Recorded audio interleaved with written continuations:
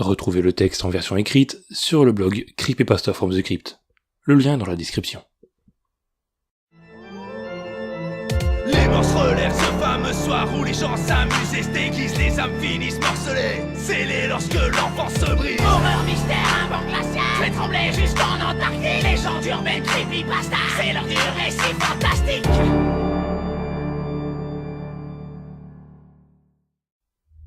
Vous connaissez cette sensation qui survient après avoir trop mangé.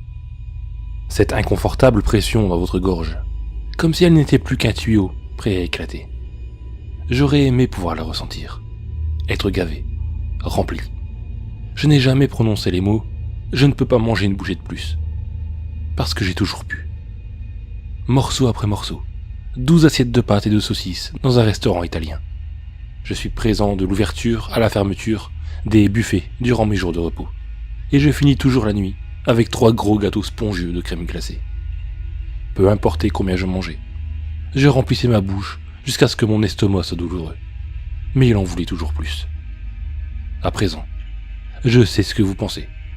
Comment puis-je rentrer dans une voiture? Ou même, comment puis-je taper sur mon clavier avec des jambons en guise de main?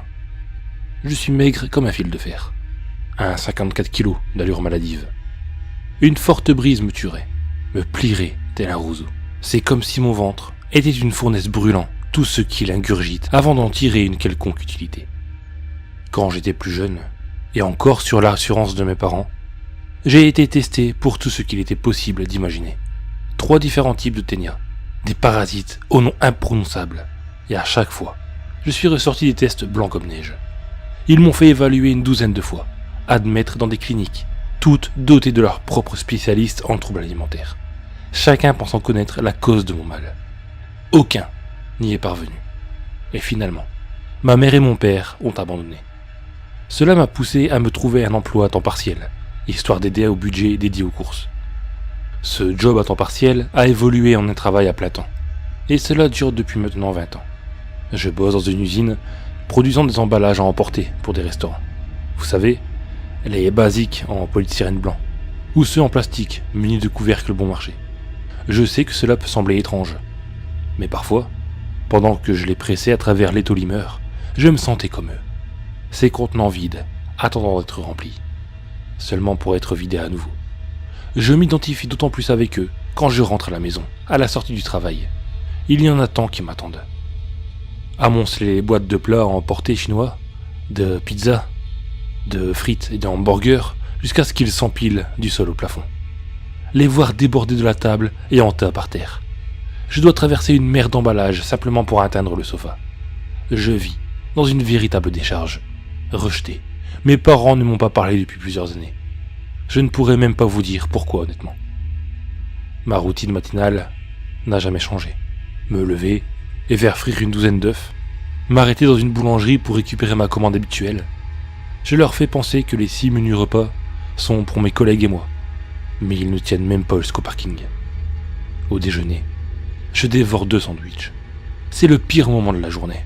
Je n'ai pas une assez longue pause pour aller m'acheter quelque chose et revenir, bien que parfois, je supporte les conneries du chef de plateau et prends mon temps pour manger.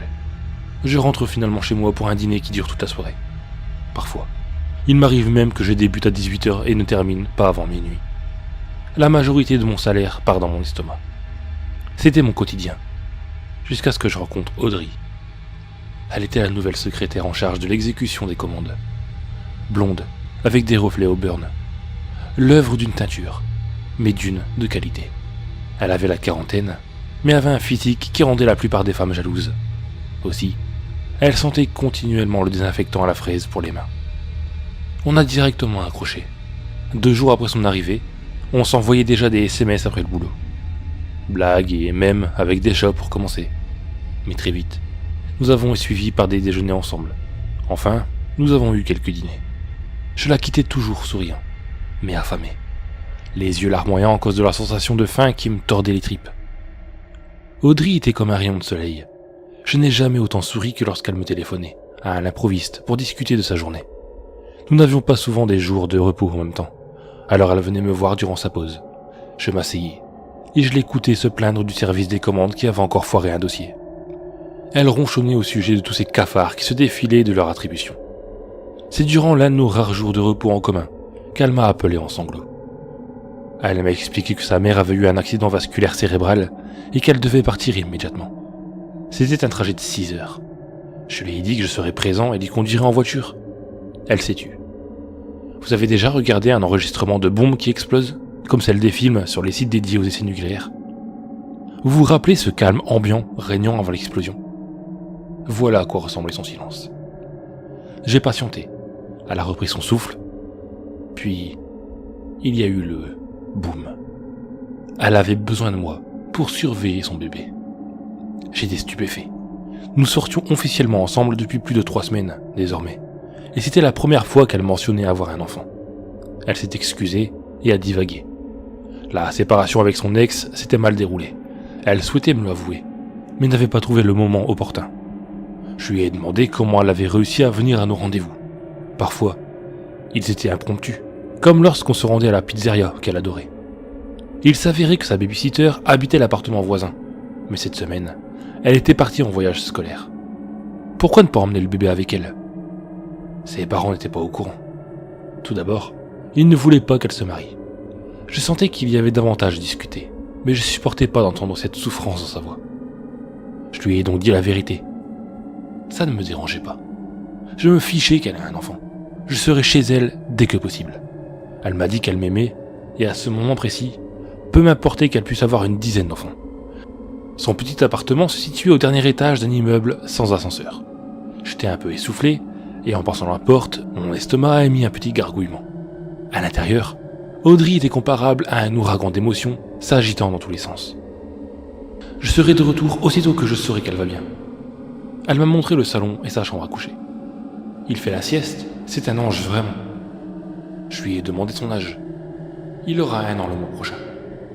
Elle a planté son regard dans le mien. Ça va? Je suis désolé de ne pas t'avoir prévenu, mais... Elle a laissé sa phrase en suspens. Ça va aller, je t'aime. Rejoins ta maman, je vais veiller sur... Quel est son prénom? J'ai réalisé que je n'avais pas encore demandé. Tommy. Il vient juste de s'endormir. Il se réveillera dans 1 heure ou 2. Les biberons sont dans le frigidaire. Elle m'a enlacé avant de me donner un baiser précipité et de se diriger vers la sortie. J'ai oublié de faire les courses, mais prépare-toi ce que tu veux. Elle a disparu derrière la porte. La serrure a émis un cliquetis, et aussitôt, je me suis rué vers les placards. Ce tremblement dans mon estomac était maintenant comparable à un séisme. J'ai ouvert une boîte de nouilles préchauffée, et j'ai avalé des bouchées entières. Il n'y avait clairement pas grand-chose. Quelques ramen et un bocal de sauce, en plus de la boîte de nouilles. En fouillant dans son frigo, j'ai déniché une motte de beurre et 3 micro-carottes flétries à côté d'une salade de printemps douteuse. C'était déjà autre chose que les 6 bouteilles de lait sur l'étagère du haut. J'étais parti pour 6 longues heures. Je tiens à signaler que j'ai tenu le coup pendant un moment avant de boire la sauce froide pour chasser la texture visqueuse des légumes. Ça faisait à peine 1 heure. J'ai fait bouillir les pâtes dans une soupe avec le beurre et je les ai mangées la 2e heure. C'est là que Tommy s'est réveillé. C'était un beau petit gars, possédant les yeux bleus de sa mère. Il était probablement assez confus quand je l'ai sorti de son berceau. Nous avions quelque chose en commun cependant. Lui aussi avait faim. J'ai chantonné en le berçant un peu de haut en bas, tout en préparant un biberon de lait. Il s'est assis face à la télévision et a sifflé la moitié en un temps record. J'espérais trouver une émission amusante et colorée pour lui pendant le repas, et je me suis arrêté sur un dessin animé. Tommy semblait approuver et il n'a pas pleuré par rapport à ce qu'aurait fait d'autres bébés. Un vrai petit ange, comme l'avait stipulé Audrey. Nous nous sommes posés là, lui à mes côtés, sur le petit coussin que je lui avais installé. Il a souri quand j'ai chatouillé ses pieds. Ce n'était pas si mal. Peu après, j'ai éteint cette stupide émission et fini par m'endormir. Je me suis réveillé en constatant 2 choses. Tommy pleura à chaudes larmes et tout mon corps me faisait souffrir. Le feu dans mon estomac s'était propagé dans tous mes membres. Mes dents me faisaient mal et je me sentais plus mince. J'insiste, amaigri. Mes mains paraissaient squelettiques et je savais qu'en relevant ma chemise, je pourrais compter mes côtes. L'appartement était envahi d'ombre à cause du soleil couchant. J'étais inconscient depuis des heures. J'ai essayé de bercer le petit bonhomme pour le calmer. Mais j'ai ressenti une vague de vertige, comme si j'étais coincé dans un grand 8. J'ai vérifié mon téléphone. Audrey m'avait envoyé un SMS disant qu'elle arrivait et que sa mère avait été admise en soins intensifs. Je lui ai fait parvenir tout mon amour et je l'ai informé que Tommy et moi allons bien. Mes doigts tremblaient alors que je l'ai pressé contre l'écran. Je me suis efforcé de quitter le canapé et j'ai ouvert le frigo et j'ai vidé une des bouteilles, puis encore une autre et une autre. C'était insuffisant, même loin de pouvoir me combler. J'ai senti mes organes remuer, en plus d'une souffrance similaire à celle d'un couteau brûlant plongeant dans ma poitrine. Des étoiles ont explosé derrière mes yeux, tandis qu'une pensée traversait mon esprit. C'était ça, je mourrais. En fait, je mourais de faim. Je ne sais pas d'où m'est venue cette énergie, mais je suis retourné dans la cuisine afin de dénicher le pot de lait maternisé.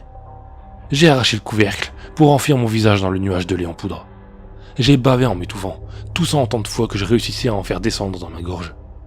Tommy pleurait toujours. J'ai rampé vers le canapé pour tenter de le calmer. Mes peines perdues. Plus je m'approchais, plus son odeur me faisait saliver. Une peau rose et douce, nourrie au lait sucré. Des grosses gouttes de salive coulaient le long de mes lèvres, se mêlant avec la poudre pour former une pâte collante. J'ai enroulé mes mains osseuses autour de son corps minuscule pour le porter, le calmer, juste le calmer. Audrey est rentrée vers midi le lendemain.